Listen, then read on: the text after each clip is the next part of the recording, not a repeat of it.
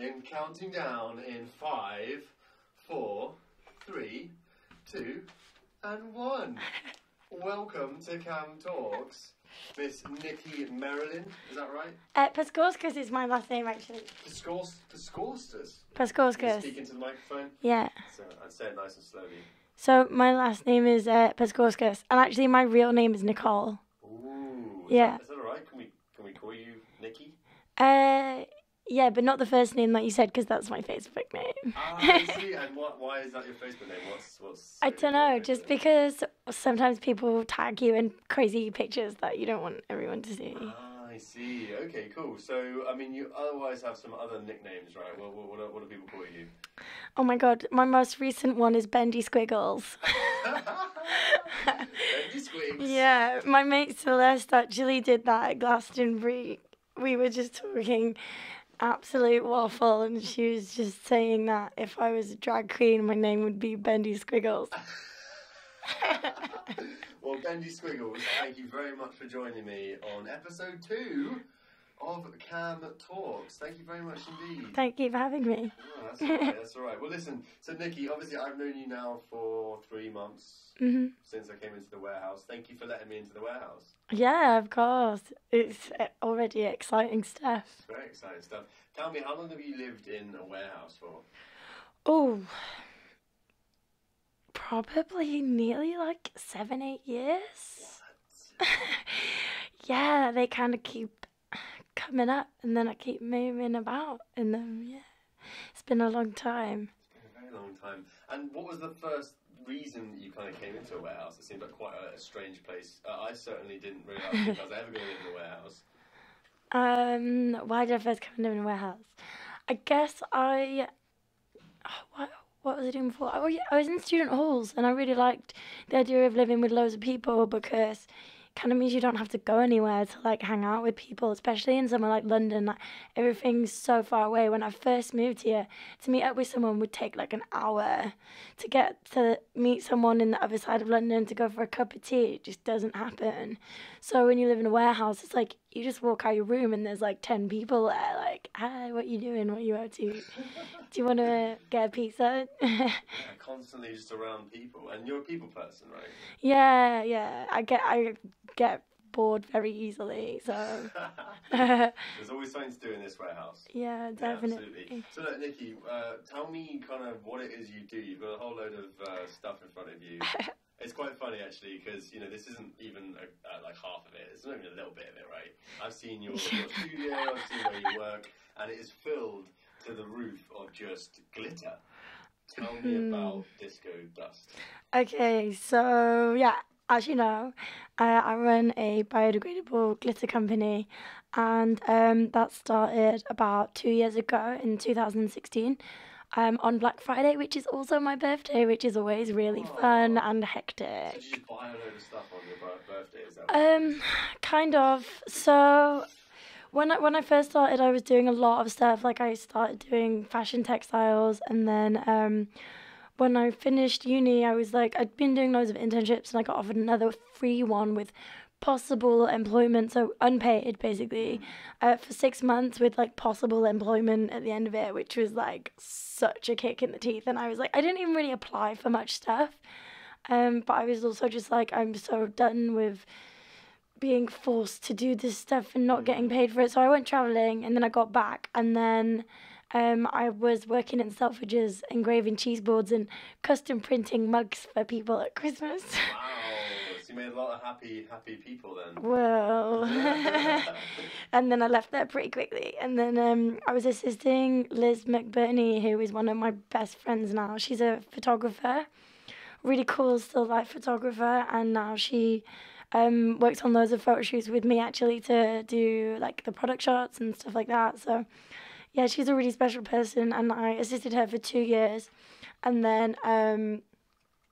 then she was kind of, you know, being offered loads of people to work with her for experience. And I always kind of wanted to run my own company. So I was doing loads of freelance stuff, like working in market stalls and pop-ups and stuff like that. And actually, like, I started Disco Dust with my ex, and she kind of, on my birthday, forced me to decide what I wanted to do, and I was like, I don't want to talk about this right now, but I'm just Feel the dust. yeah. I was like, okay, fine, glitter. Glitter. Oh my god. And actually, like, Wow, what an ultimatum. right, and I was like, I don't want to talk about this right now. It's my birthday. Let's have fun. I'll just do glitter. Oh my god. Well, you chose the right thing, I guess. Well, yeah. I mean, I'm so indecisive with stuff that it kind of really helped, and I should probably be a bit grateful for that. But Wow. yes, How long ago was this? this was 2016. Oh. Yeah, and then It's a long time to be doing glitter. I mean, geez, like, do you ever get sick of glitter? nah. Oh, do you know, Nikki, the first time I ever met you, I freaked the hell out. I was like, how can I be neighbours with someone that loves glitter? Because I have a real phobia of glitter. As I believe I told you the first day I moved in here, which there was a festival going on in our garden. Yeah. And I believe I was so drunk that I just said, come on then, whack some glitter on me. And, you know, I've not really hated glitter since. I think it comes from when I was a kid. My dad used to hate glitter. Right. And I remember spinning glitter over the floor once and never forgetting that because I made him really unhappy. But tell me, so, I mean, so you run this company now and you've been doing such amazing things with glitter. What more can you do with glitter? A lot. So actually, because I came from like a fashion textile background, I really like the whole photo shoot, creative direction, kind of like event thing surrounding it. So like even though it's just a glitter company, there's so many places you can take it, like so many events that you can work with, and not just glitter but makeup, you know, experimental body paint, you know, like I have such a brain full of the weirdest stuff that you know, I think it will always be constantly evolving and always learning new things that you can do with it. So that's kind of the goal with Disco Dust, is to kind of like not really follow the thing that's already been done, but always create something new and different by like collaboration and like crazy new concepts and stuff that, I mean, we're always thinking of stuff as well. So like, yeah, absolutely. I mean, this is it. So like, obviously, I have no idea that glitter was such a big market. What the hell is it even made out of? Like, it doesn't look to me like it's. I have no idea what it's made out of. Like, shall I get some out and show you? Yes, there's a room right outside my room on standby. And in fact, shall I tell you some of the stuff that I brought with me? I would love, yes, please explain what it is in front of me without freaking me out too much. Okay, so the first thing is the fun thing, which is I brought you some gifts. Oh, you got me a gift! Yeah, That's it's not my job. I'm supposed to give you a gift. I know it's not glitter related, but it's still fun. So. Well, look, we'll both give each other gifts. So okay. Right, okay, so I'll have my gift first, actually. Okay, so the first thing is I brought these because you can just decorate with them. So these are some tiny. Shall I put them up to the camera? Yeah, absolutely. Show them off. So these are little smiley faces. Tiny stickers. You can put them on things. I love stickers. Okay, cool. Well, stickers is good because we're going to slowly build this into a nice little set. So I think we'll find a place for these stickers to go that will always be here. So you'll always have a part of Disco Dust in this studio. Yeah. So thank you for the stickers. You're welcome. I love it. I also brought you a tiny flute. Because so last weekend I was doing this job with my friends as part of a performance group called the Crack Pack, spelled CRAIC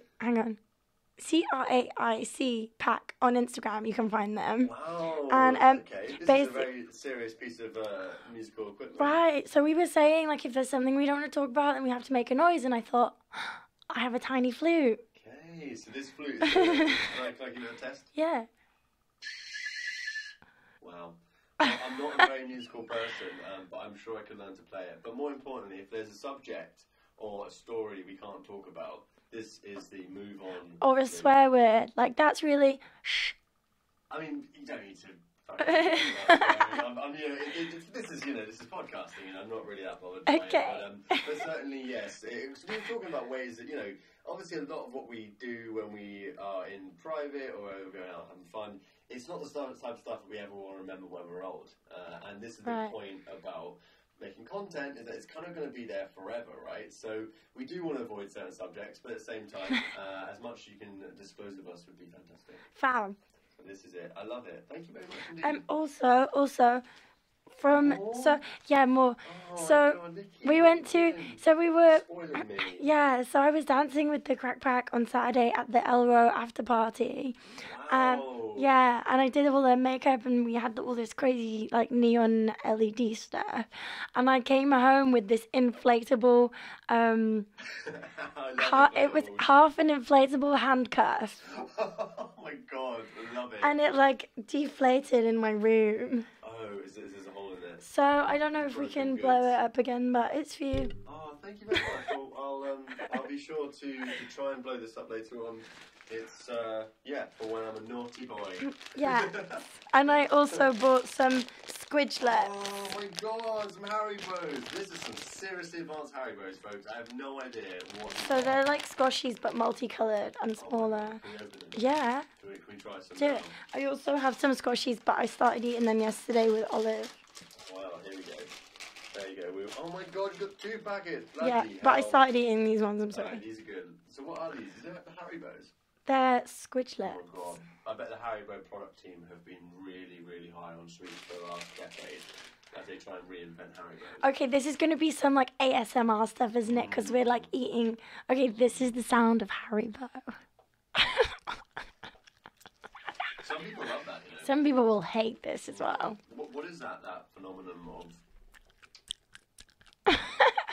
what is it? I don't understand it. Why are people so obsessed with that? Some people just really like it. It's like all the slime and like. Have you seen Breadface Girl? What? She's I remember the first day I moved in, you showed me Breadface Girl, and I was like, I have to start a channel. yeah. Because if she can... I mean, what does she do? So she gets different types of bread and pastries and smashes her face in them. But she's really popular, right?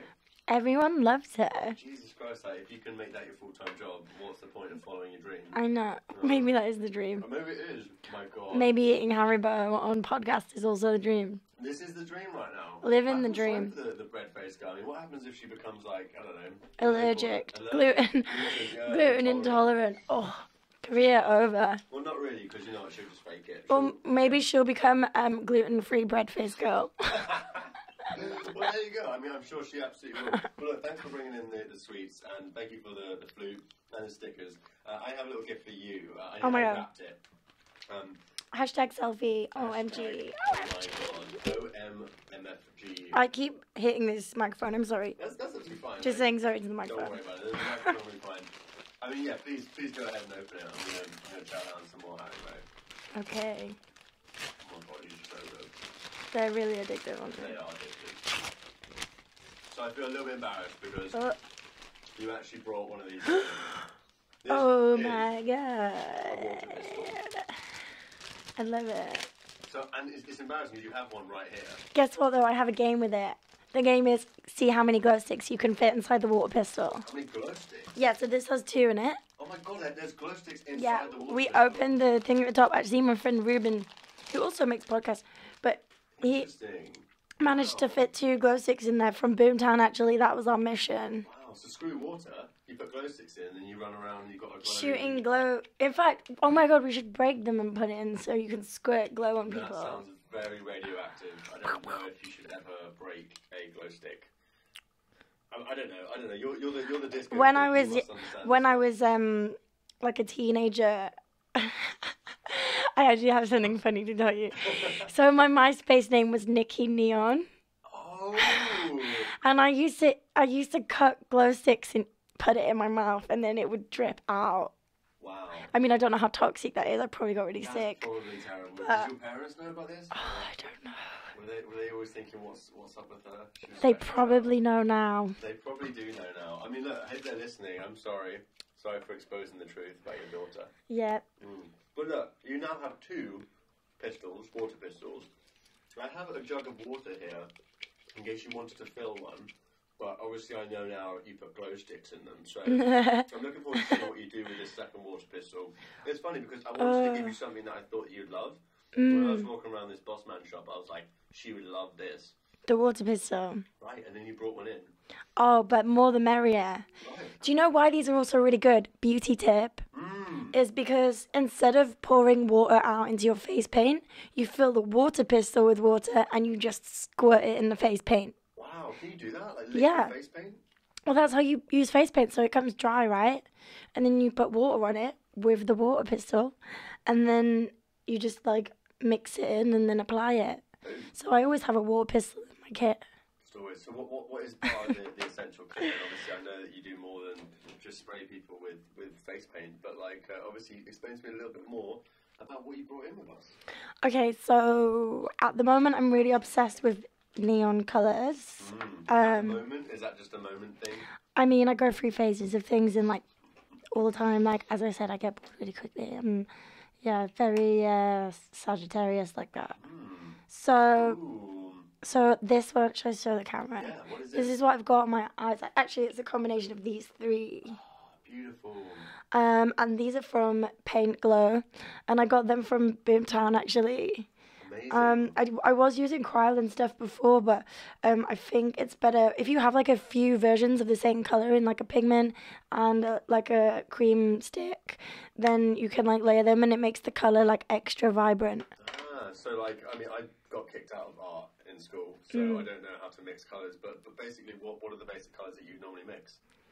I mean, you can mix whatever you want, but I just mean if you use, like, for example, if I use this colour paint stick, and then this same... That's like a dark red? This is like a neon pinky orange. What's it called? Is that the official product term? Yeah. Oh, UV red it says. Okay. So... Yeah, so that's the same colour but in a stick and in a powder. Nice. So you mix that with what sort of colour? Well, you just put the stick on first and then it's kind of creamy and sticky. And then you put the powder on top and it makes it just like another layer and dries it and it stays better. I see. So is that what's on the top of your eye and then... Yeah, and that outside. Ah, I see. In fact, I put it all over as like a base layer and then I just put the glitter on top. But you can also use like a concealer or like a primer. And that will basically glow in the dark? Yeah, well, UV and UV light. Amazing. Look, how long does it take you to get ready for a standard evening? It sounds like it's I mean, going to take forever. to do this, I just did it now in like 5 minutes. 5 minutes. Yeah, you it was realise really that quick. if any other, woman or man was to try and put themselves through the same process you would, it would probably take them hours. Yeah, no, I'm quite quick at it now. I imagine that you have some kind of process that just makes it a lot quicker. I don't know. I guess I kind of have just done it a few times now, and yeah, I can do it really fast. I'll do your makeup in a minute. Oh my god, really? Yeah. My makeup? Yeah. Is that alright? I don't know, I should be going out later. Okay, fine. I'm in. Okay, explain to us what else. Oh, Jesus. Yeah, pot of glitter. Here we go, this is a very big pot of glitter, folks. I'm slightly paranoid by the amount of glitter that is in that. Okay, so this is my one. I actually don't sell this. This is just an extra big pot. Exclusive. But this is what I just have in my kit because I just have loads. Oh my god, please be careful. Imagine now. Oh my god, please. Oh my god. This is actually putting me in a very weird state of stress. But this is the point, right? Is that if you spilt that in my room right now, it's gonna take me a very long time to clean up. It will never actually fully come out, right? Do you know what, actually? I find it very easy to clean up glitter. Do you know what the trick is? The trick is that you don't wet it when you try and get rid of it. So a lot of people will use, like, wet wipes, or they'll, like, use, like, I don't know, like a spray and a cloth. But if you literally just dust it like dust, like if you get, like, a big old dry paintbrush or tape and stick it off. Secret to picking up glitter. Yeah, you can even use tape on your face to get rid of it if you wanted to. Just use a little bit of like skin safe tape. Oh my god, I was at a trade show last year and my mum was there helping me and she told someone I did a makeup tutorial with Be Sweet, an amazing, like one of my favorite makeup artists ever. And she uses like this like really cool, like quite soft masking tape to create like a really cool winged eyeliner glitter look.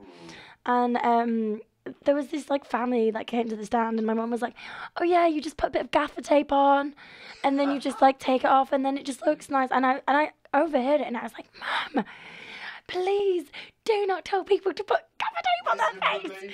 Like, especially these tiny kids, like imagine them going home putting gaffer tape on their face. Like, the woman at the glass store told me to do it. Like, And so is your mum into glitter as well? Is this something that was handed down to I you? mean, this is more of a forceful thing. Like, if she wants to hang out with me, Oh, God, I see. like, there's terms and conditions Love now. me, love the glitter.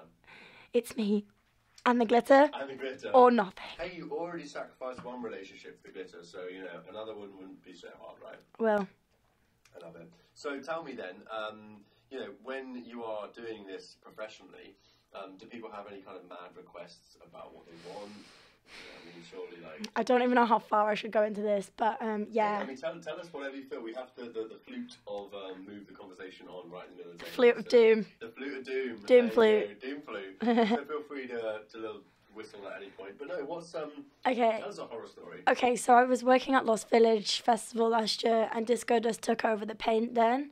So we were like the only company in the whole festival, and but no one kind of knew we were there because we didn't have very good signage. But anyway, that's another story. I won't go into that. This hen party.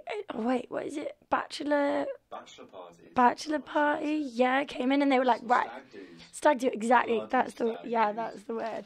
So they came in. There was like a group of like 12 guys came in, and I guess it was like the groom's best friend, and he was like, we want to book out at least half an hour for our groom to come in and get glitter. And I was like, okay, sure, like that's fine, like there's like 6 of us, like that's fine. And we had this massive like army tent with like, it was huge, like we had this huge space with like sofas and like really cool like flowers and like loads of proper like dressing room tables and stuff. Like it was a really like fun hangout, people watching point actually. Like it was raining one day and we all sat there like eating snacks, watching people in the rain. Well, we weren't in the rain. Comes in the room, the stag's best friend. Yeah. Okay, I'm going off piece. So yeah, so the guys came in, and they were like, right, you have to wear this tiny leotard. So we put this tiny leotard on. And we were like, okay, this is fine. And then he was like, right, we'll give you whatever you want. We just want you to completely cover him in glitter. And I was like, okay, sure, that's fine. And then he cut out like a butt hole, like a hole around his butt. I'm not even joking. He cut out like a hole around his butt, and then we literally painted his whole face, his whole legs, everything. And then they took the paintbrush off and started painting his butt crack and the rest. So you didn't have to paint that bit? Well, no. I was like, no way. But then I gave him the paintbrush, and I was like, that is going in the bin after. I was like, you are paying for these paintbrushes and the glitter because we can't use these glitters after. And then something else happened, which I'm going to just... Oh, moving on. Something else happened. Okay, well look, it's fascinating because obviously you get a mix of clients. As you said, you know, just on a bit of festival season. Tell us how were the festivals? Which ones did you go to? Oh my god, okay. So, if I can remember, I did... Oh my god, what was the first one? Was it Hoopla? I did Mighty Hoopla and Cross the Tracks. Mm-hmm. I did On Blackheath. I did... Glastonbury, oh my god. You did Glastonbury? Yeah. Oh my god, how was that? Did you have enough glitter? To be honest, Glastonbury, I kind of just wanted to enjoy it. So I kind of kept it as a bit more of like a side hustle. Yeah, okay. So we went with like a group of like 100 people. And Wait, sorry, 100 people? Yeah, somehow. Like, I don't even have 100 friends. How did you get 100 people? So it was like friends and friends and friends and friends. And it was like Nina, you know Nina who lives here? Yeah. So it was like Nina's mates, really, because they've all been going to Glastonbury loads. So they literally had a floor plan of like how they were going to lay the tents out. Wow. So there was like a van that went on the first day that took everyone's tents together. And then when they got there, they like set everyone's tents up and basically made like mapped out the floor space. And then we had like a central zone, which we tried to take like a bar in that we'd built. And there was like a proper like sound system that we had just for ourselves in the campsite.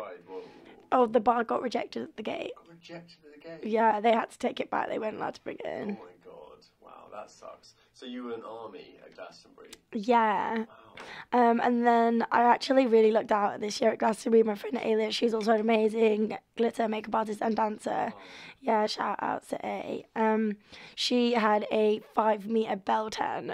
So what's that? Oh, it's like, you know, the fancy big teepees, but like 5 meters wide. Wow. So like there was like a bunch of us, like all the girls went in there, and yeah, with like Lauren, Katie. I've never done Glastonbury. I actually, you know what? I don't like festivals, honestly, because I used to work at festivals as a filmmaker producer, and I had a really bad experience once at Tomorrowland. Right.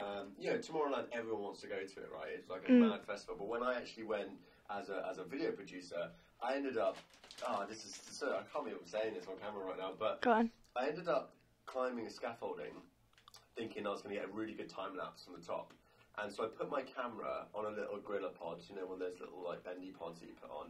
And I'm Bendy squiggle pods. A bendy squiggle pod. And as I'm looking at my camera doing this time lapse, looking at the main stage, I suddenly see my camera just fall forward. And the whole camera drops about 4 stories and lands in a urinal. Not a fucking urinal. And this urinal is one of those ones that only kind of, men kind of go up against this little thing, and so it's like a trough. And so I freak out. I start running down the scaffold. Was it a GoPro? No, it was this camera here. It was this camera right here, right? So I get down to the base of the scaffolding pole, and I turn the corner, and this little hill down to the trough, and all these guys are stood there pissing against this trough, and I fucking slip arse over tit. I take out every single guy that is pissing in the trough. All of them piss on me. I end up being underneath the trough now, like rummaging around my camera, which of course is covered in piss and all sorts of stuff, and everyone's filming me.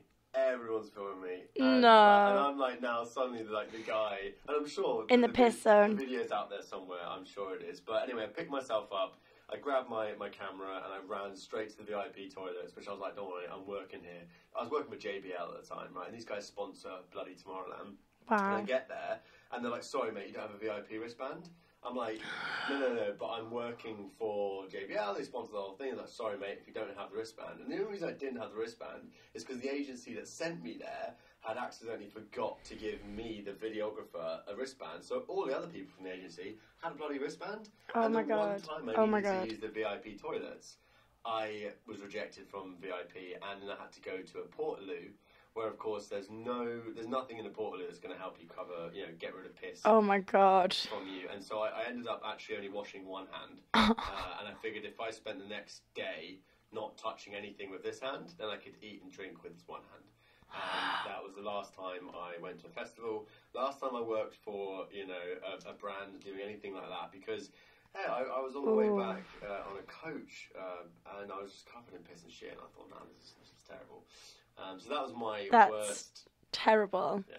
That is one of the worst stories that I've heard from another person in real life, actually. Yeah. You win against the groom as well.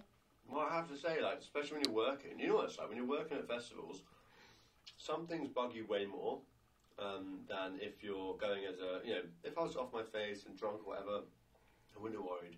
I would have been one of those people that, you see running around, but they're having a good time. I was not drunk at all. I was completely stone cold sober, and I was doing a job. And suddenly you feel like you're completely on your own, and that no one really understands why you're here. Do you know what I mean? It was tough. It was tough. Anyway, Yeah, that sounds hard. Did you hear about Poo Girl at Leeds Fest? do you know what? There's always a poo girl every year. There seems to be some poor bugger who becomes the new poo. It's terrible. I mean, because honestly, Orange is the new poo. Orange.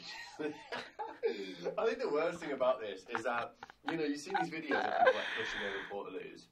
And you're a bit like, who the hell does that type of thing to someone? Because I had a nightmare once that someone pushed me over in a Portaloo, and because the door was like on the front, I couldn't get out of it. And I think this was near enough the time that this happened to me, so I was a bit like freaking out because of an experience like that. But imagine if you get pushed over in a Portaloo. I mean, Jesus Christ, whoever does that, they go to hell. They should go to hell if hell exists. Yeah. Crazy. Tell me about Poo Girl. Did you meet her? No, I didn't, but basically she was at Leeds Fest, and it was, one of them toilets where it's like everyone stands in a row in like a cattle grid thing, and then there's just a big shed sort of swimming pool underneath it, I guess. I don't know how you describe it, like a pit that everyone just like goes in. Well, not goes in, but like goes to the toilet in. And she fell through, I guess. Anyway, apparently she dropped her handbag and then went to grab it and went head first into the big pissy poo pit. And then she got pulled out by like the fire brigade, went home, had a shower, and then came back to the festival. God. Fair play. Yeah, she should have got a free ticket for that. Yeah. For the next year even. That's really good PR for the festival, right? I mean, PR. P pee and poo are. Excuse the pun. But it's crazy, isn't it? Because people go to these festivals and, you know, because you kind of got to go fully prepared, didn't you? I've seen you in your going out kind of get up. Now, you know, and you have the little bum bag, you know, and Always got a bum bag. always got a bum bag, and so that's pretty much everything you have on you. There's no backpack, No. there's no extra supplies for anything. You are going in exactly what you've got, and if you need something extra, you ain't got it. Yeah, you've got to go out like you're going out for war, prepared for everything. Like, honestly, I have like a raincoat, which is like really small, and you know, you can like tie it around your waist, and then a thin hoodie so that if you get cold, you can wear it under the raincoat, but it's not too much to carry. You like everything you have to think about. I love it. I absolutely love it. So tell me, what else have you brought in with you then? So, Oh, okay, so I brought 3 pairs of sunglasses because you can never have too many pairs of sunglasses, right? I like that. So the first, maybe I'll start with the most basic ones. Ooh, okay. I like it. So this is like, you know, this is like for the days where it's kind of too sunny outside. We do live in a warehouse. We don't have windows. You know, this is like don't talk to me sunglasses. Like, no, not today. Hanging or just sleepy. Right, yeah, I get that. Just don't talk to me when I'm wearing these sunglasses. I like it because the little like corners make me, you know, feel like I'm talking to someone much bigger. Right. Quite sassy. Like, this is my, like, attitude. Sunglasses. That's good. I like it. Okay, what else you got then? So, for not so attitude day. Okay, so this is like, don't talk to me. This is like, please. No. This is like, no no, photos. this is like, no photos, not today. Please take a photo because I'm really cool. A secret one, but no. Joking. Nice. I like it. Should I keep these on for 2 minutes and then swap when the mood changes? Yeah, absolutely. Why not? I mean, because right now, you know, it's really important to realise that festival season is nearly over. Right, so we're in mourning. We're in mourning right now. We're mourning the festival season. Especially Boomtown. We didn't even get to Boomtown. Like, Boomtown blew my socks off. Really? Wow. See, that's down near my neck of the woods. So that's in Winchester, right? Yeah. That's down near me, and people party down there. People party a lot. I have to blow that whistle now. Come on, move on. Okay, so is there any That's gonna sound horrible. festivals that you're going to this year? I'm doing one more festy this weekend, which is going to be really cute and wholesome, and it's called Big Feastival.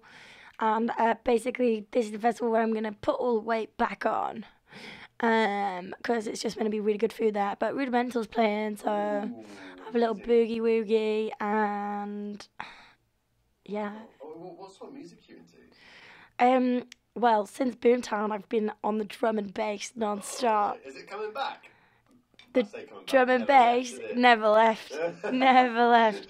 I even had a dream after Boomtown that I bought a pug, and then I was like, oh my god, I need to buy 2 pugs called Drum and Bass. Oh my god. Imagine. Can you imagine you with 2 pugs?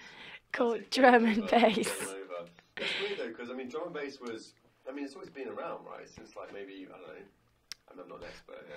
I mean, me neither, but I just love it. No, I like just wobbling with the sound of the speakers. Yeah, What. like the sound systems and the visuals and the set and the people. And I mean, even when it was raining at Boomtown, like the lasers started sparkling. It was like 4-dimensional. Like, I was with my friends Silence and Rue for most of the festival, and Sai. In fact, you should get them guys on here. So Sai is like a really amazing. Yeah, shout out to Sai and Rue, the brothers, and Sol actually. Sol was with us too. We were like little musketeers for the festival. You sound your little army. Yeah, and then yeah, so Sai makes amazing music videos, and I actually did makeup for the music video for Mad Teeth recently. So music video. Yeah, music video. That. Yeah, you posted that in the group. I love it. Yeah, it's so fun. So that premiered on Notion magazine for Sony Music, which is really, really cool. And we had loads of fun with that. It was in this crazy members bar in Dawson called the King's Arms or something. But loads of like crazy taxidermy in all the rooms. There's like a lion on the bar and like a giraffe coming from the ceiling just staring at you. And a butterfly room. Like a room filled with real butterflies, like everywhere. Oh wow, there's a word for that. I don't know what the word is. It's like people that are obsessed with butterflies. They have like, I don't know, butter. I don't know. But yeah, like a greenhouse word. Like a greenhouse like a word. posh. Yeah, something floral. Something to do with gardening. I don't know. So do you do many music videos? Do you do a lot of commercial work? Well, when I did that music video with Sai, then I did a short film the next day with one of the producers from that, and I've done like loads of what else have I done? I'm trying to get into more like editorial stuff. I do a lot of my own kind of shoots and things. Like I did a shoot for Pride with Kate Bones last year. Shout out to Kate, the most amazing gift maker in the world. Like she's one of my good friends now. We have a shared note that we're constantly posting ideas in. So I do really want to get into more like creative direction, makeup stuff. So there's loads in the pipeline for that, like constantly got ideas for shoots and things. If anyone wants to do anything, actually, I love that. yeah. So tell me, because I mean, Pride must be your biggest day of your year, right? Well, not necessarily. Actually, this year I wanted to do something more special because I care a lot, obviously, about the LGBT community being a part of it. Like, they're my family. So this year I was like, do you know what? Like, it's not about the money. Like, I don't want to be promoting things for money. And in fact, I did that last year with Kate. We collaborated with some amazing models, you know, like Lucy Fizz, she's gorgeous, Shay Shay, you know, Epi, loads of gorgeous people, and Deji, Cora, and we like worked with the models, so they created their base makeup, and then I just added glitter. So the idea is that we're just helping them. Yeah. More technical than that. Well, added it to them. Like, I want it to be about them. Like, Disco Dust is all about people and embracing you, but like with glitter. I love it. Adding that extra sparkle, you know. But So I saw some videos of Pride, and it looked crazy. yeah. Festival, So when we did Pride this year, I was contacted by someone called Walshy. So Walshy is, I think, 17 and works with Extinction Rebellion. wow, the activist group. Yeah, so they reached out to us saying, you know, we're going to be doing a catwalk. We're closing off a street outside the National Portrait Gallery. And I was like, I want to be involved. Because they were like, can you do my drag makeup? I've never had it before. And I was like, yeah! I was like, yes. I was like, this is what I want to do. So it was actually really emotional. Like, well, she came round, did their makeup in the kitchen. And then it was like, I actually could have cried because we did the whole reveal and everything. And it was like, you know, like the personalities just switched. Like sass, queen, ultimation, like transformation. Like, it was so cool. And then yeah, so then they blocked off the road outside the National Portrait Gallery, put a big pink catwalk down, and then everyone was just like working the catwalk. And me and my assistant Summer, we were doing glitter makeup by the catwalk to raise donations for Extinction Rebellion. So the idea was that instead of us taking money, we would help them take money as like allies to help, you know, fight against climate change and generally like lifting people up and, you know, helping people be who they want to be without judgment. So I love it. I mean, it seems like this is, I mean, Extinction Rebellion, I mean, the goals of which is to highlight climate change is a real problem, and obviously to try and get people to be more aware of it, mostly governments and corporations, right? It's really kind of dragging people to a new incentive to create sustainability. yeah, But I find that, like, you know, most kind of most problems that we have in this world are always highlighted by the artists, by the creatives. You know, you look back in history, they've always had, you know, revolutions based on, you know, paintings and music and all that kind of stuff. And yet, you know, the people who are creative and who are young and usually at the centre of these activist groups, they don't have the power. They don't have the power to create legislation. They don't have the power to create all this kind of stuff. So by taking over a street and by putting on this art, you know, I mean, some would say it's a nuisance, right? Yeah, but do you know what? That's like the fun of it. Like, you've got to be a bit more punk about these things. Hang on, this is time for a sunglasses change. I think we're about to get into the next phase of our conversation. Oh, Okay. Here we go. Wow. Oh wait, they're not very clean. I need to. These went to Boomtown. I don't know if you can tell. You can definitely tell there's a lot of mud. They're covered in face That's paint. probably still fresh mud, you know. Probably. Oh, is it just face paint? It's face paint See, I and don't probably even know rain. Wow. Rain and I'm just gonna just scratch this off. Yeah, no, it's actually cool. So how would you describe these ones? These are more. So actually, one of my best friends from Shanghai bought me these for Christmas last year. She'd never been to Christmas in the UK. So are they from Shanghai? I don't know. They're probably from Taobao, which is like their equivalent of eBay because she's obsessed with it. Wow, I love it. Okay, this will do. From Shanghai to London. This will do. Here we go. Ooh, see, I take you more seriously now. Okay. A little bit like, Legally Blonde. Yeah, so these are like Sass Queen. Sass Queen. So look, so tell me a little bit more about then the takeover of outside the National, was it the National Portrait Gallery? Yeah, in Central.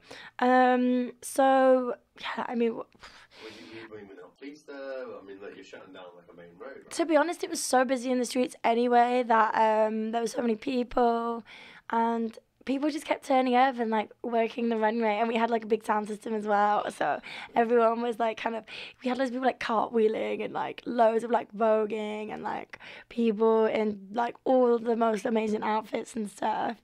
Actually it's in my highlights on Disco Dust London Instagram. Check it out. Yeah, if you want to take a look at that. Because I remember you guys coming back from that and just being absolutely pumped. Yeah. You know, I was like, what happened? It's like, oh, yeah. Yeah, and then we went to South Bank afterwards. Bumped into loads of people. Went to South Bank afterwards for the Pussy Palace takeover, and that was like a really fun night. It was like outside on South Bank in front of the South Bank Centre, and then it started raining, so we were like dancing in the rain, and it was so cool. It was hot as well. It was like holiday rain, so that was really cool. I love it. So this is it. So obviously this is a business, right? Like you supported yourself with Disco Dust for like since 2016. Yeah. So what's kind of been the process of that? Obviously, how hard is it to set up your own business for glitter? Yeah, it's not easy. I think I had quite a few kind of lucky situations roll out over the beginnings of it. So in the beginning I was doing a lot of things with my ex Meg, who I have to thank for. So when I first started, I had an accident at a immersive dining Rocky Horror picture show event for Halloween. Wow. And basically, yeah, so basically I was doing makeup on one of my friends, and then we were kind of pushed into the kitchen to help with the kitchen staff because they were really understaffed. And the chef was like rushing, pulled out a tray of hot vegetables, and it splashed the back of my leg. And like I didn't realise, but I've still got a scar there. I didn't realise, but it takes 24 hours for a burn to develop. So I carried on working, and then I went home, and through the night I was like, my leg really hurts. And I woke up the next day and it was like all blistered and like falling, like the skin was just, it was gross. And then anyway, I was like, right, like this is painful. I'm gonna have to go to the doctors because it was right on like the bend of the back of my knee. And then I said to them, like, look, like I can't work, I can't walk. What are you gonna do about it? Or am I gonna have to take this to like small claims or something? And anyway, they ended up giving me like $1,500 or something under the table to avoid me going to like small claims, because they were like, please don't, like we'll fold, we're a small company. And I was like, yeah, but there was like zero first aid. You were giving me all sorts of stuff to put on my leg, like they put me in a shower, they gave me this cold stuff, this hot stuff, like Vaseline, like they were just whacking stuff on there. You were working at this event as well? Yeah, I was working at this event, and there was no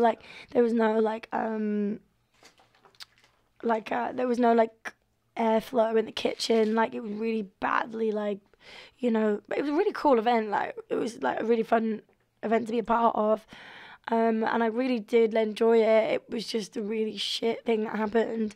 And then, so I got some money. And with that money, I was like, right, what am I going to do with this? And then following the conversation about what am I going to do, like, fine, I'll do glitter. I saved some of the money to go on samples of product and some of the money to put towards Pulse trade show at Olympia. And that was the first trade show I'd ever done, but I'd been there before. And I was like... It was the first time where I felt I could do that. Like, this looks possible. Like, I can make this stuff. Because it's all small businesses selling to big companies. Like, people that make stuff themselves and wholesale. It wasn't for, like, business to customer. It was business to business. So, after, like, doing loads of makeup jobs, I was like, loads of people were saying to me, I don't want to pay X amount to get my makeup done. I want to buy the product and do it myself. So I was like, okay, That's fine. Maybe I'll start the online shop, start selling it. And then because, you know, Meg was really amazing hair session stylist, she linked me up with Not Another Salon. They were my first stockist on Brick Lane. And they were really, really supportive and had some quite good Instagram following. So that helped, you know, get things going a little bit. And then after that, I was like, oh, like, this is the trade show, and then did the trade show. And then at the trade show, it was, like, really, really popular. And that's when I was selling, like, some cheaper products as well that weren't biodegradable. But at the time, I didn't really know much about how bad it was, to be honest with you, because I just started it. You know, I wasn't an expert. So it was part of the process, I guess. But it went crazy. Like, loads of people were buying it, like, glitter obsessed. And I did have some biodegradable product as well, just to see what people were interested in. And I kind of thought, I'm going to leave it up to you guys and just see what the reaction is. Yeah. And actually, loads of people went for the cheap stuff because it was cheap, which is so sad. But then the idea that I had was, okay, I'll sell both. Once you've got the cheap stuff, I'm going to tell you about the biodegradable stuff. And then eventually I stopped buying the plastic stuff, and I was like, right, everyone, you need to start buying bio now. And it was kind of a good way to, like, convince people, like, it's cool, you know, like. I mean, how do you even find a biodegradable glitter? Well, that's a secret, isn't it? Oh, of course it is. Yeah, but honestly, it's like, you know, obviously glitter is something that you all take for granted, really. I say you all because I don't really use it. But, like, essentially, you know, now having to go back and say, well, I mean, I don't even know how this thing is made, man. How do you even make it? So you find loads of tiny elves from tiny pink flowers around ponds, usually, and they manufacture these tiny, tiny scissors. Tiny scissors, and there's loads of them. And basically what they do, they all arrange meetups, and they cut out loads of tiny hexagons, and then they send them to me on spaceships. Which are all completely sustainable. And sustainably, yeah, like the spaceships are fueled with love and hopes and dreams. Wow. So, I mean, is there a special glitter you can get? Like, I don't know, made of like a unicorn or something? No unicorns allowed. Damn it. Well, no, it is interesting because obviously, you know, you're going with the times, definitely. You know, if you had said to someone, okay, 10 years ago, that you want a biodegradable, you know, anything, they're like, well, why should you? Yeah, for sure. And does that make a big difference with your stockists? Are they interested in that? I think the difference is that now the new product that I have, it's a lot more expensive for me. It's a lot more expensive to test, and I think that I'm also pushing it in a more professional direction as well. So in order for it to be professional, it has to be really well made. So it is a higher price point.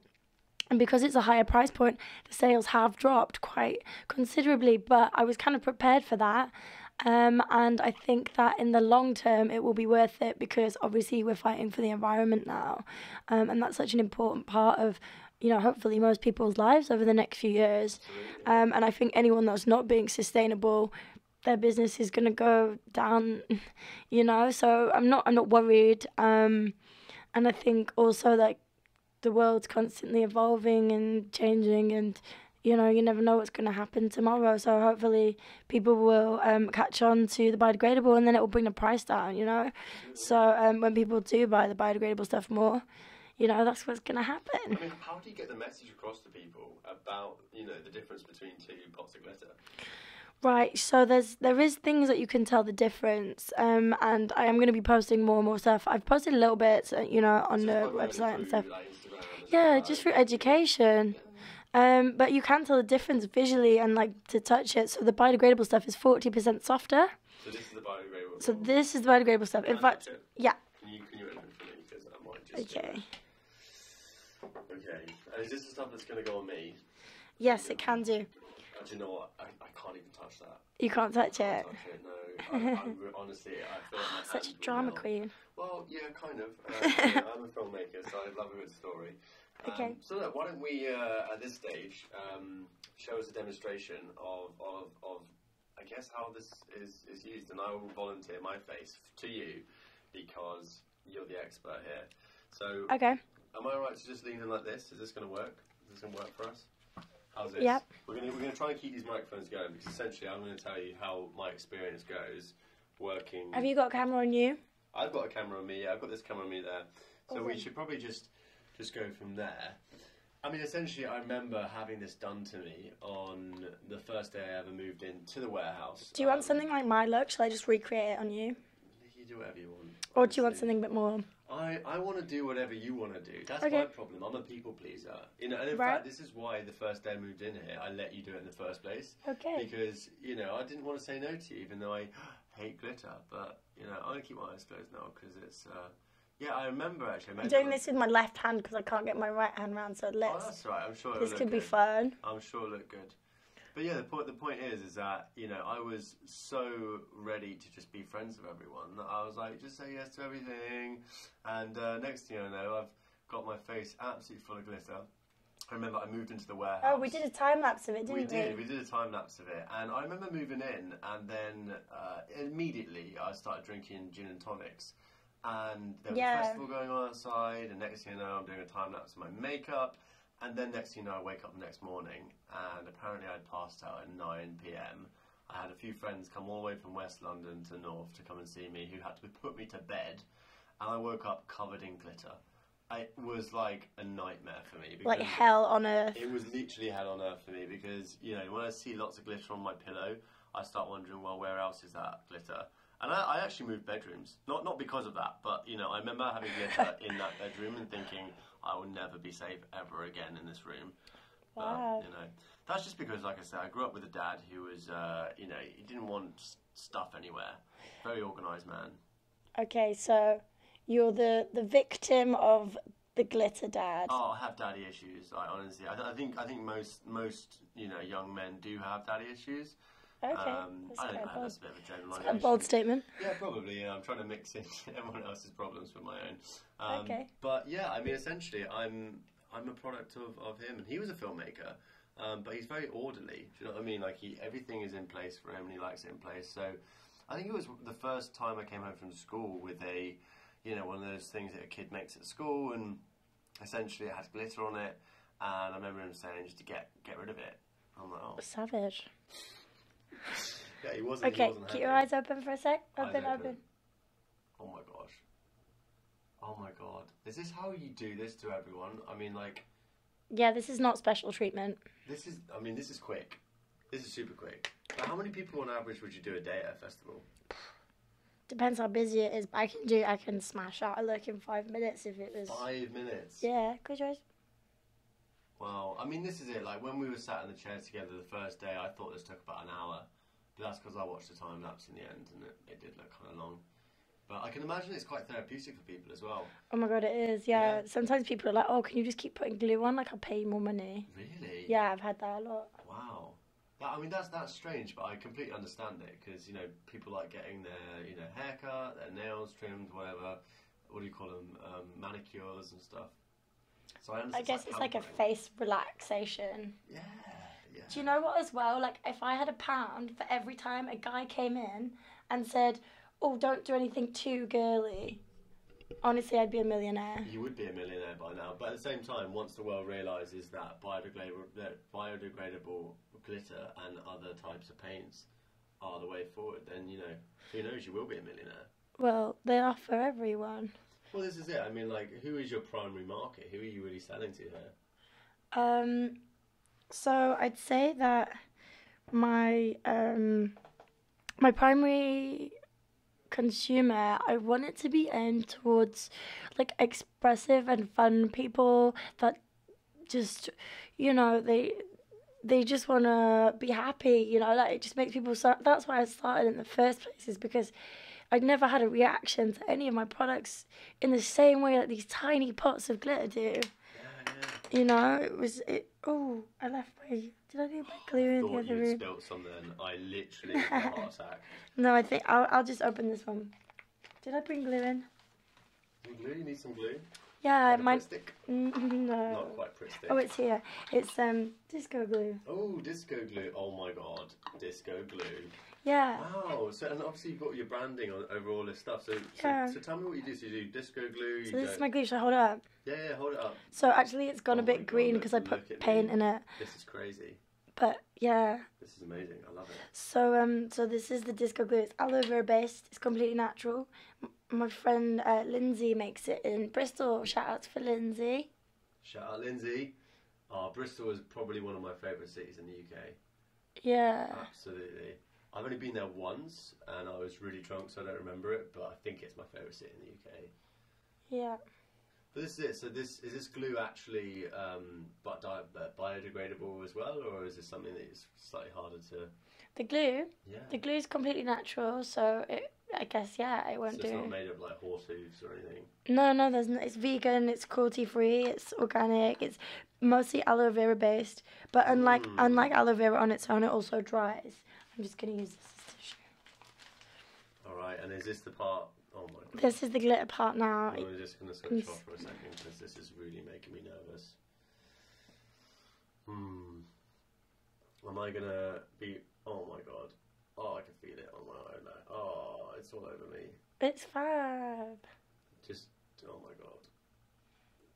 I'm imagining the same day that my dad told me to put my drawing in the bin is very similar to now. It seems a little bit like you put a load of glue on a piece of paper, you throw a bunch of glitter on it, and then you take the rest off it, and then there's some sort of like shape or like whatever you've glued on it.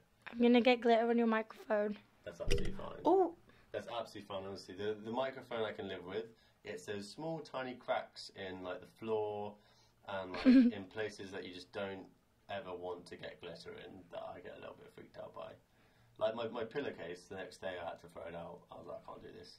Oh wow, that is dramatic. Yeah. Okay, so I'm just putting the glitter on now, just with my fingertips. You can actually see how easy it is to apply it. So I put the paint colour on first, and then I add the glitter on top of the glue. So the glue goes on top of the paint, and then it actually comes quite a nice density. So it's really like you can really see the glitter quite clearly. I'm just gonna get the. I'm really interested to see this. Obviously, so should I open my eyes yet? Open eyes. Oh my god! I see dazzling. There's like dazzles everywhere. Right. Like all. Oh my gosh! Wow. And how quick was that? I'm beautiful.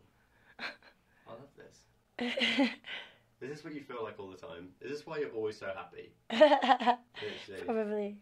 And of course, I've been into your studio. I've been into your room, and there's just. Have you been to the workspace? I've been to the workspace. I remember when I first came there, you'd just been broken into. Oh yeah, that was rubbish. Apparently, some people like glitter too much. I think they must have been over the moon to find out that it was a glitter. Well, yeah, probably workshop. pissed off actually. But no, I remember going to see the CCTV with you as well to make sure. Yeah, of course you did. Those people weren't still lingering around. Did you ever find out what happened to that in the end? Did the police ever actually take it seriously? I feel like I don't want to. The flute. I don't want them to know. No, that's fair enough. Hey, I don't want them to know where we live either. Like No. These warehouses don't have windows, but they have an address. So let's keep that hush hush. Anyway, I mean, this is it feels very heavy. Does it? I think that's just because I'm not used to having glitter all over myself. I like it though. Yeah. I like it. Yeah. I could put more on, but you know. Well, the thing is, I'm not actually going out tonight, so thank God I have a little bit of time to enjoy this. I didn't put any eyeliner or anything on you, but I do want to do a little shout out to Depixim. Depixim. So this new product I'm obsessed with their products. Their cosmetic emulsions. What does it do? So basically, you can use them for anything. So their paints, you can use them also as a glue. Okay. So they have like all different colours. And they come in these tiny paint tubes, which is also super sustainable. So you can use it as a mascara with a wand. You can use it as an eyeliner. You can use it as a paint. You can mix the colours up. They come with like these really cute little palettes, like paint palettes. So the idea is that you can create really cool stuff with them. And they have a really similar ethos that is art. Makeup is all about creativity and you doing you, basically, which is kind of cool. You do you, boo-hoo. I love it. You do you, boo. I love it. So, I guess, you obviously touched on the creative part of your life and the business and everything. What do you like doing for fun? Apart from actually enjoying your own products. Work is fun. Work is fun. I like that. That's really nice. Yeah, it's always fun. I mean, when I go to like Boomtown, when I went to Boomtown, that was work, but it was fun. I was doing makeup with Jack the Clipper. So in the barber shop, I had my own chair and did like a takeover with Disco Dust in the old town. So in the daytime, I kind of worked like did some makeup looks, and then in the nighttime we can go out and have fun and So you party. literally just work all the time, but you love it, right? But it's fun, like Yeah. like you meet so many people, like you're creating things. I mean, the thing is, like, isn't everyone trying to just find a job that they enjoy? Mm. I mean, don't you feel lucky that you've kind of found something that actually allows you to, you know, embrace the love for people, embrace the love for having fun? I mean, you must live like every day should last. Is this change time? It's change time, everybody. It's time for a new pair Here of we go. sunnies. Wow. So this, talking about parties. Whoa. Wait. Whoa. Nikki, this is too much. So this is my next level. This is too much right now. Cyber specs. You are full on cyber spexing it out. Don't you love it? That's amazing. And so, do you have a really large wardrobe and just lots of accessories, or do you kind of try and use the same things? I think I try to be quite resourceful with my stuff. A lot of actually.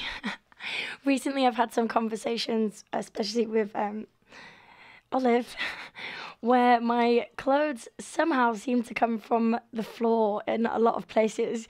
So I find a lot of stuff at the end of events on the floor, or a lot of it is like I have a lot of stuff from like Sainsbury's car park.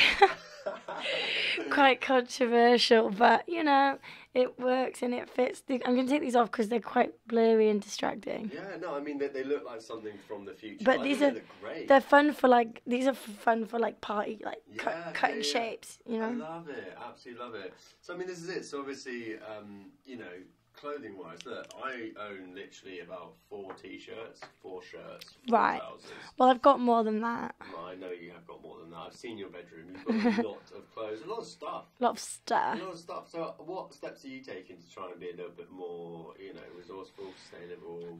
To be honest with you, I don't really buy that much stuff.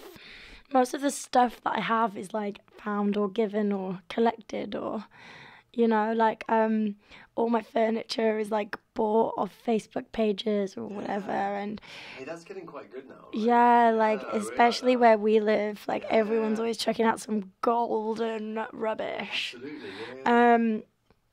And yeah, so like my therapy chair in my room, Therapy chair. the velvet one. The chair of therapy. Yeah. So, of course, so you talk to a lot of friends in that chair, and you. Yeah, we have chats. And what do you guys chat about? Like, you know, when you're doing makeup for people, you know, do you ever find yourself just chatting shit? Yeah. I don't know. I guess it depends on the person. It depends what they're up to. You get to hear a lot about like a lot of drama. Sometimes there's like people like, you know, like all the gossip. It's like when you go to the hairdressers. Do you know what I mean? Like, so what's happened to you today? What have you seen? Especially at festivals, you can get all the juicy gossip, and people will also like trade stuff with you. Like, glitter is a currency. If people didn't know this already, you can trade anything for glitter. Wow. Yeah, so like most festivals that I go to now, like you can go to food traders and be like, hey, do you want to like swap a look for some like vegan burrito? Wow, I can imagine that because a lot of these festivals now are going cashless, right? So you have to have, like, prepaid Yeah, cards, yeah, and I you've guess got, like, so. You know, so actually we're going back to the barter economy where, like, you know, I'll trade you this camel for your daughter. I trade you biodegradable pink for 10 apples. 10 apples, literally. Oh my Or God. a packet of squashies I need and to some take glitter. Is it okay to eat glitter? I can't advertise that it is, but it's fine for the fish, so Oh it's not going to hurt you. Oh, I Quite, like it. quite often I'll do people's makeup and it'll fall in their drinks. Maybe we should do that, you know. Maybe we should have a cookery show with glitter. Can you get edible glitter? Yeah, I could get edible glitter, why not? Well, you know. I mean, is that going to be done? Oh, no, it's biodegradable, isn't it? Well, most of the time it's actually made from sugar. Ah, I see. Yeah. So this is it. So you've obviously been running this business for a very, very long time. What would you be doing if you weren't Doing selling this. glitter? Yeah. So I'm not sure because I guess it like in London it's so hard to get a creative job that you actually like. I think I kind of built this. So glitter wouldn't have been my first choice. Controversially, I didn't really wear that much glitter when I first started. But it originally I was like, this takes me to a lot of fun events, and I can work and get paid for going to fun events for free and get food and everything. And also it was great because I could do it on the weekend. And then I wanted to learn how to run a company, so glitter seemed like something that I could, scale, and something that I could look at every day without getting bored of it. It kind of just ticked a lot of boxes for me, and it just means that I can work with a lot of people. It's kind of like, takes me to a lot of really cool stockists, and it's exciting. Like, you could do, it's kind of like paint, you could do a lot with it. It's not like, a shoe where it's going to be a shoe forever. Absolutely. So listen, where can people buy the glitter? Where can we follow your work? Okay, so my Instagram is obviously Disco Dust London. There's also Facebook and the website. I am doing a few pop-ups over Christmas. I'm going to be at Spirit of Christmas at Olympia in West London, and then I'm planning a pop-up with Harvey Nichols. Oh wow! So are you getting into the glitter market?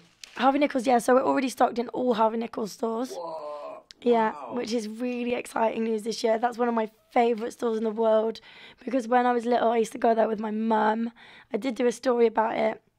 Recently, we went to the Leeds store, which we literally, like, as a day out on a weekend, me and my mum would go shopping there, because it's the closest, like, cool shop, to York, where I grew up. I grew up in York. And we went there to see the product, and it was really cool. And then one of the girls was like, "Oh my God, you own this company," and that feels really special, Yeah. And actually, it's kind of like, I didn't even think that. I did a really special photo shoot like last year with Felicity Ingram, who's one of my favourite photographers, who B Sweet told me about, actually. So B supported Disco Dust right from the beginning. So I kind of saved up for a long time, and I was like, I want to do a really special photo shoot that really captures everything about the brand that I can just save up for and be really proud of. Like, doesn't matter if I lose money, like, I just want to do it for myself. And I know that if I do that, then at least I've created something magical, even if it doesn't work out. And I remember being on the photo shoot and B turning around, because I was like, "Okay, so what do you think of this makeup look?" And she turned around and she was like, "Well, what do you think?" And I was like, "What do I think? Like, you're asking me?" And I was like, "Oh my God, yeah, like, I am the boss." Wow, you are the boss. Do you believe in magic? Actual magic? I feel like the word magic could mean a lot of things, but I feel like I have a lot of, like, premonitions about stuff. Ooh, okay, so you know what's coming next? I don't know what's coming next, but I have feelings. You have the feelings, you have the urges that pull you into a direction. I've magnetisms. Magnetisms, I love it. I mean, this is it. So obviously, getting a little bit serious now. Like, businesses in the UK at the moment are obviously on high alert because of the whole Brexit stuff. Does that ever come into your thought analysis? Are you preparing in any way for this? To be honest, most of my kind of supply chain is UK based. Okay. So, I mean, I don't think it will do too much, and there's always ways around these things, like, you just have to find a new supplier or bring out something new and exciting. I don't want to be a company that's, one product forever. Like, I obviously get bored really quickly, so I'm always going to be bringing out new crazy stuff, and whether that means buying something from the UK or buying something from elsewhere, like, let's see what happens. I love it. So tell me, what is it you stand for? With Disco Dust? Life in general. In life in general. So I'd say my 5 main things is everything should always be fun. If it's not fun, it's not worth doing. Obviously, you have to sometimes do things that you don't want to do to get to the fun bits, but I think that, even in a serious job, you can still make it fun. It's always about people's attitude. Like, people's attitude and the way they treat each other, and kindness is so important. So with work, like, my most important thing is that everyone there is happy. If they don't want to be there, I don't want them to be there, especially on photo shoots, because that's just how you get the best out of people. Like, if people want to be there, they're going to put everything into it, and it's going to be a special day, and that's what Disco Dust is all about, I'd say. And whether that means being mindful about, like, the planet or being mindful about each other, that's probably the biggest thing. You can't really be sad when you've got this much makeup on.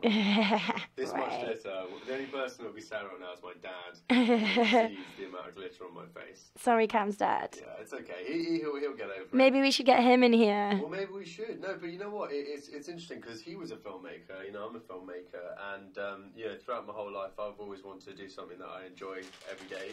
And I think my mum said to me when I was younger, find a job you love, and you'll never work another day in your life. My dad said that too. What is it about mums and dads? Well, they don't always fuck you up. Sometimes that they inspire you to do bigger and better things. Shout out to mum and dad. Mum and dads are, honestly... I am so grateful. Do you know what, though? Sometimes it can be opposite. So, shout out to all the people that have done it without them, too. Yeah, damn right. Yeah. But it takes a special type of person to not blame anyone else. Like, certainly, I don't think, I think, maybe you agree with me that it's not my parents that have allowed me to follow what I love. It's their example that I then took upon myself to say, this is what I expect for myself. And there's been many times where I've lied to my parents about what I do for a living. Like when I wasn't, before I was really making videos full time, I told them that I got this job in a catering company, and I didn't. I mean, I went to the job interview. There was about 50 people in this room, all going to be these like temporary caterers or whatever. And for about 6 months, I just told them that that's what I was doing. Whilst I was really just working for free and trying to get my portfolio up until suddenly I told them. Actually, it came out in a blog post that my personal, I used to have a personal coach who used to help me with my business and all sorts of stuff, and he wrote an article about me and tagged it on Facebook, and my mum fucking looked at it and she was like, what do you mean you didn't actually work that job? I was like, oh no! Busted. And then my dad then brought it up with me and said, did you lie to us? And I was like, yeah. But I knew that you wouldn't have liked my answer anyway, So they inspired me to kind of go and do my own work. But at the same time, like, you've got to have a lot of balls, right? Or, guts or... Yeah, there's always a risk in something. Yeah, definitely. But I like to think that it will always work out. Yeah. And if it doesn't work out, it's not the end. It's not the end. Cheesy as it is. No, it really is. And like, we have the luxury of failing hard, especially in this UK and in this Western world, where we can actually go and make them mistakes and not be, it's not going to mess us up forever, right? Yeah, and at least you can say you did it. Yeah. And, there's always going to be bar jobs, there's always going to be retail jobs, there's always going to be, something, especially in the whole internet world now that we live in, there's always jobs you can get at the drop of a hat if you're ever in need, especially living in a place like this, like you've got so many people around you to collaborate and work with, and, I feel like it's almost impossible to be without a job in somewhere surrounded by so many caring, lovely people. And I think that's also what makes the warehouses really special. Yeah, I mean, I'm very new to the whole warehouse community, and I went from being in the business world, wanting to, work with big brands, to deciding that actually what I really wanted to do was my own projects. So projects like this, CamTalks, CamVlogs, the things that I really care about. And the only way I could do that was by physically getting out of, I was living in Richmond at the time, which is, this area is completely different. Yeah. The people around this area are so much more friendly, compassionate. It's a little bit more stabby around this area. But the other side of the gate. Yeah, in Richmond though, there's a lot of coked up bankers driving around, so like you're more likely to probably die by that cause than around here. But the real point is that you've got to be around the type of people that you want to be around. And a lot of my friends used to say to me, well, you are like the sum of the 5 people that you hang around with the most. And you can select those people. Like you can decide that you're going to have influence from mentors or colleagues or your partners, whoever. And as long as you know that they're the people that are helping, supporting you, trying to achieve your dream, then you really don't need to look for any more acceptance. You know what I mean? And parents will always be like, worried, right? I once got told this thing that you should never take advice from someone that you don't want to be like.